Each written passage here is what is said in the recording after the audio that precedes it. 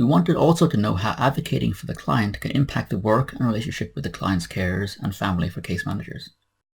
And do you ever find yourself having to have a difficult conversation with a, say, mollycoddling or cotton wool person who's either a spouse or a maybe a daughter or a son or even a parent, depending on the situation, who is putting so much attention and focus and care because I think that's the right thing to do, but it's actually doing damage? Do you ever have those conversations? Well, it probably isn't helping them either.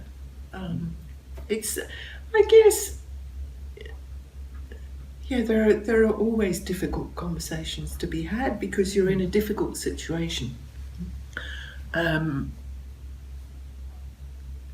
don't think I've ever said to someone, you really shouldn't do as much mollycoddling as that.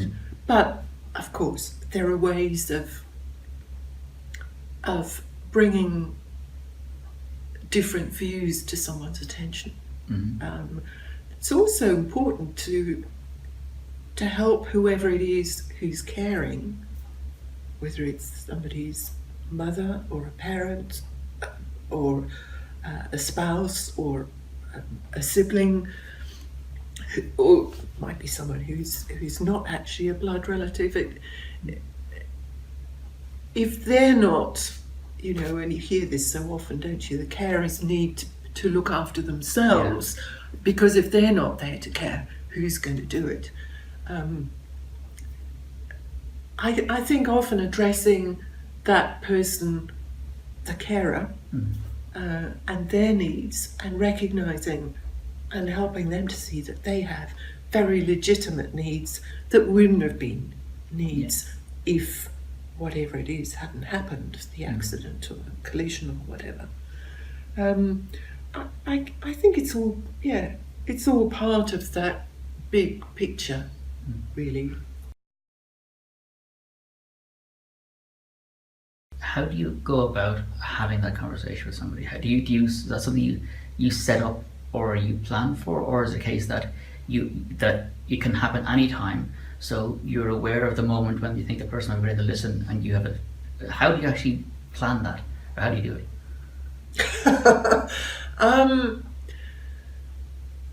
Well, I guess, you take whatever opportunities come your way, and sometimes you make sure that you set them up.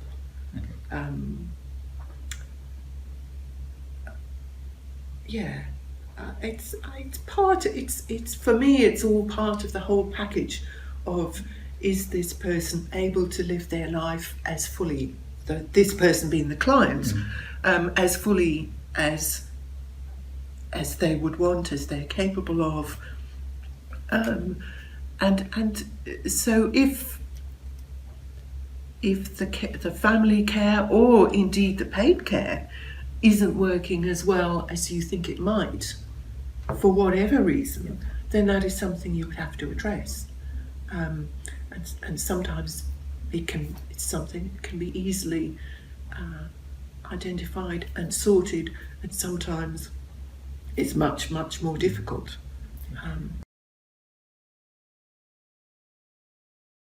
Does it make it harder if the person you have to have the conversation with is the person who actually pays you as a professional, if you're working with the family?